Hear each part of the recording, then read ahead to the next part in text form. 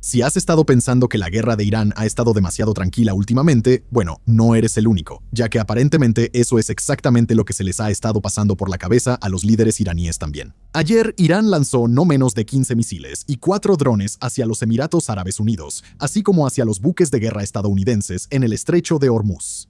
El alto el fuego, al menos al momento de la grabación, no está oficialmente muerto. Trump dice que no hubo fuego intenso. Es una cita textual. Mientras tanto, en Líbano, Hezbollah dejó muy claro el fin de semana pasado que no tenía ninguna intención de desarmarse. De hecho, han estado moviendo tanto combatientes como municiones hacia el sur durante el alto el fuego, e incluso produciendo sus propios drones de manera local. Y en Europa, la guerra de Irán acaba de golpear a la OTAN, Estados Unidos está cumpliendo sus amenazas y está comenzando el proceso de retirar 5.000 soldados de Alemania después de que el canciller Merz calificara públicamente el conflicto como humillante para Washington, y posiblemente más soldados serán retirados de España e Italia. Y sí, apenas es martes.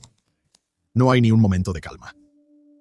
El lunes por la mañana, Irán lanzó ataques contra buques de guerra estadounidenses en el estrecho de Hormuz, y aunque el Comando Central de Estados Unidos informó que ninguna nave estadounidense fue alcanzada, un barco de carga surcoreano no tuvo la misma suerte. Ese barco se incendió después de recibir el impacto de un proyectil iraní y está siendo remolcado a Dubái mientras hablamos. Los ataques no se limitaron a los buques en el estrecho, aunque la mayoría de ellos estaban dirigidos a los Emiratos Árabes Unidos. La mayoría fueron interceptados, pero varios cayeron tanto en los Emiratos como en Amán, uno de los cuales impactó en la zona industrial petrolera de Fujairah. Esa es la única instalación de los Emiratos ubicada fuera del Golfo Pérsico, construida específicamente para que pudieran evitar el estrecho. O sea, por si acaso, ya sabes, esto podría convertirse en un problema algún día. Ahora, este ataque no se acerca en lo absoluto a la escala que vimos durante el punto más alto de la Operación Furia Épica, cuando Irán lanzaba prácticamente todo lo que podía contra todos los que podía alcanzar. Pero el mensaje, sin embargo, fue absolutamente claro. No se tolerarían intentos de eludir su control del estrecho. El detonante de todo esto fue una operación que la Casa Blanca anunció el domingo por la noche llamada Proyecto Libertad, en la que Estados Unidos guiaría a unos 900 barcos varados a través del estrecho. Esa operación no incluirá una escolta naval formal, así que al momento de escribir esto, no estamos completamente seguros de lo que incluirá. Irán, por su parte, no estaba esperando para averiguarlo. Ahora, si todo esto te ha dejado preguntándote por qué Estados Unidos no ha reanudado su campaña de bombardeos, bueno, sí, no te culpamos. La respuesta es, en resumen, que el bloqueo parece haberse convertido en la estrategia clave de Washington contra la República Islámica y están empezando a ver impactos reales por ello. Durante la mayor parte de la Operación Furia Épica, Irán en realidad estuvo exportando petróleo de manera bastante constante y a precios elevados de tiempos de guerra. Y aunque el bloqueo que entró en vigor el 13 de abril no ha detenido a todos los barcos, logró detener a la gran mayoría y frenó en seco las exportaciones de petróleo iraní. Debido a que Irán no puede enviar el petróleo que está extrayendo, han comenzado a quedarse sin espacio de almacenamiento, con el almacenamiento total por encima del 60% de su capacidad y más del 75% de capacidad en la isla Karg.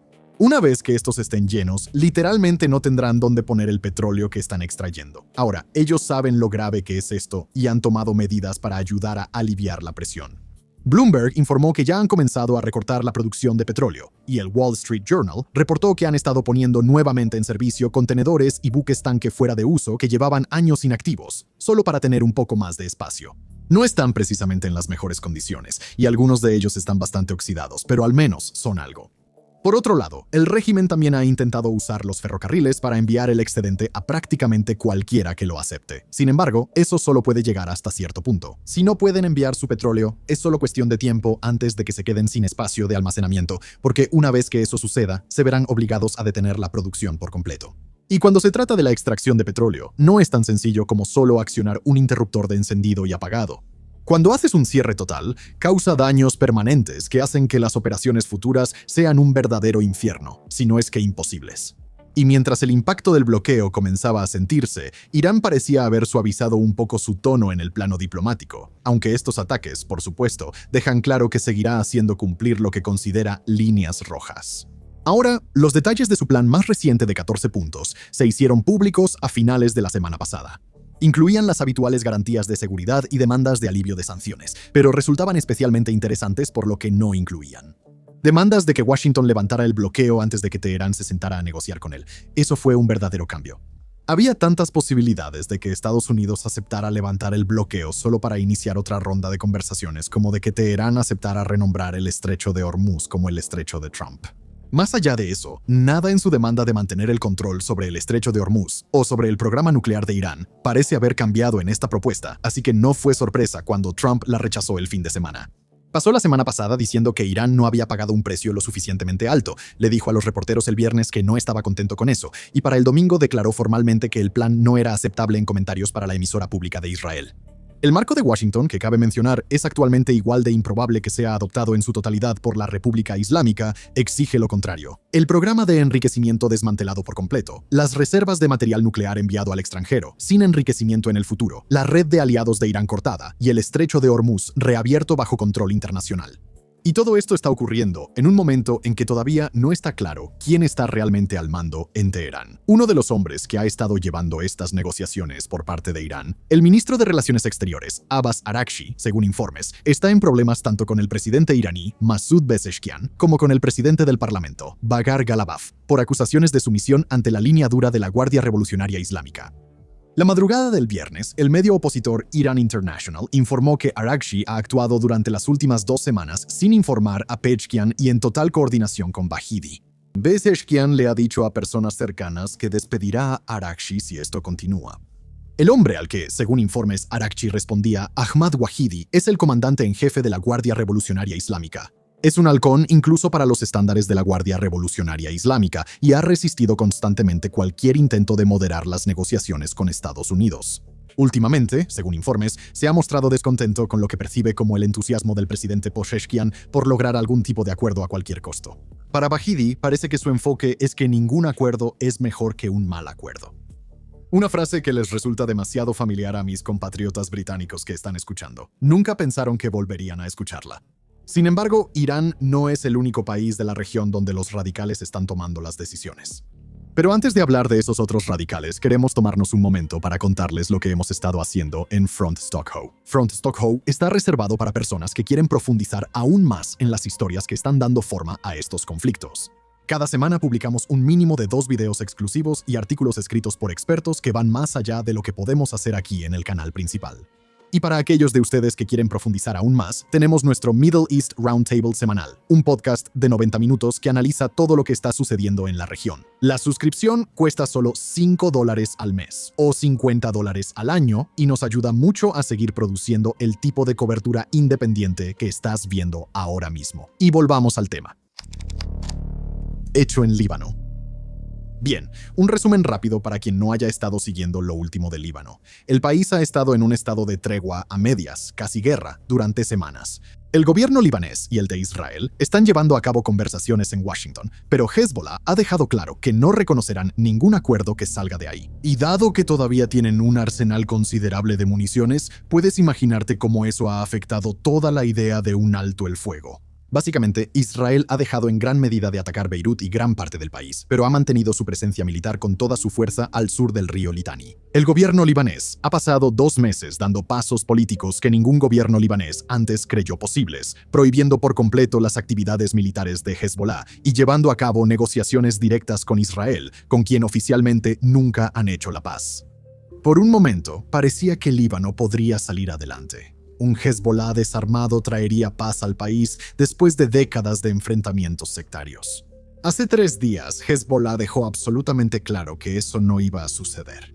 Yusuf Al-Zain, el director de relaciones con los medios de la COP, se reunió con reporteros en Beirut para una inusual sesión informativa con declaraciones atribuibles. Y dijo, en términos que dejaron muy poco espacio para la interpretación, que el ala militar de Hezbollah, cito, está preparada para una batalla larga, fin de la cita, y que no planea desarmarse. Y en caso de que alguien pudiera tomar esto como una simple demostración, el último acto de una organización moribunda, él trajo pruebas. Hezbollah estaba moviendo tanto a sus fuerzas como a sus municiones hacia el sur durante el alto al fuego, usando rutas que evitaban los caminos controlados por el ejército libanés. Y ahora están fabricando sus propios drones localmente. Ese detalle me impactó más que cualquier otro. Porque esto sucede apenas unos días después de que un dron guiado por fibra óptica atacara a una unidad blindada de las Fuerzas de Defensa de Israel cerca de la ciudad de Tabor, matando al menos a 1. Cuando llegó un helicóptero de evacuación médica, llegaron 2 drones más tras él.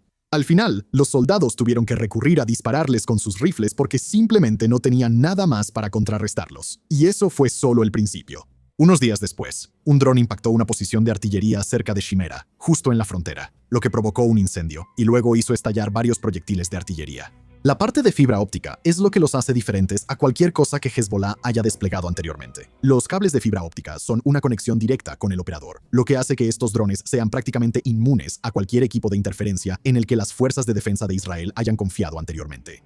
Las fuerzas israelíes han reconocido públicamente que carecen de una contramedida efectiva y que apenas el mes pasado comenzaron a buscar soluciones para esto. Ucrania, por su parte, se ha estado dando a conocer últimamente como los expertos a los que acudir para combatir estas cosas con interceptores baratos, pero sorprendentemente confiables. Zelensky ha firmado varios acuerdos con Qatar, Arabia Saudita y los Emiratos Árabes Unidos, desplegando a más de 200 especialistas antidrones en toda la región, y el argumento de venta es bastante claro. ¿Por qué gastar millones en un misil Patriot para derribar un dron barato cuando un interceptor ucraniano puede hacerlo por poco más de $10,000? No te sorprendas si Jerusalén empieza a hacer algunas llamadas a Kiev en un futuro cercano. Sin embargo, de vuelta en Líbano, es seguro decir que el proceso de desarme no está yendo exactamente según lo planeado. Las preguntas sobre esto han pasado en gran parte de cómo desarmar a Hezbollah a si alguien realmente cree que se puede lograr, y en este momento no parece alentador. El ejército libanés logró retirar parte del armamento de Hezbollah al sur del Litani durante la primera fase el año pasado, pero eso era lo más fácil. La verdadera infraestructura del grupo, su estructura de mando y su capacidad de producción están más al norte, en un territorio que están mucho menos dispuestos a ceder. ¿Cómo se ve eso en la práctica? Empezó a quedar inquietantemente claro ayer en los suburbios del sur de Beirut, Daje. Durante las procesiones fúnebres por personas que murieron en los recientes ataques israelíes, miembros y simpatizantes de Hezbollah dispararon al aire repetidamente, primero con armas ligeras y luego, según se informa, con armas pesadas. Un informe dijo que esto incluyó un RPG, lo cual es toda una procesión fúnebre. Causó pánico entre todos los presentes, al grado de que el ejército libanés tuvo que desplegarse para intentar restaurar el orden. Arrestaron al menos a una persona ahí, y luego la multitud se volvió contra los soldados que no lograron restablecer completamente el control. Hezbollah estaba enviando un mensaje muy claro. Este es nuestro territorio. Ustedes no mandan aquí. Ahora, para el resto de las facciones sectarias del Líbano, escenas como esta, donde el Estado queda en segundo lugar frente a Hezbollah, son un recordatorio sombrío de la dinámica que se está desarrollando. Todas las principales milicias se desarmaron después de la guerra civil, las fuerzas libanesas cristianas, los drusos y los grupos palestinos. Hezbollah, que arrastró al país a otra guerra con Israel en nombre de Teherán y dejó a más de una quinta parte de la población desplazada, no es precisamente popular. Las respuestas que ahora se extienden por todo el espectro político te muestran hasta qué punto se ha erosionado la paciencia con el grupo. El sábado, el bloque parlamentario sunita respaldó públicamente las negociaciones directas del gobierno con Israel, algo que habría sido un suicidio político hace una década. Se informa que las fuerzas libanesas cristianas han planteado la idea de volver a armar su propia milicia. Aunque no es particularmente probable que una milicia cristiana rearmada llegue realmente a materializarse, nada de esto es una señal saludable para un país que pasó 15 años en una guerra civil. Y aunque nadie está prediciendo un regreso total al conflicto que dominó el Líbano a finales del siglo XX, los ingredientes para al menos un conflicto civil sostenido están muy presentes. Este alto al fuego expira en menos de 2 semanas, y los políticos israelíes no están nada interesados en extenderlo de nuevo. Beirut aparentemente nunca ha estado más cerca de un consenso de que Hezbollah tiene que irse, y nunca más lejos de tener los medios para lograrlo. Giro estadounidense.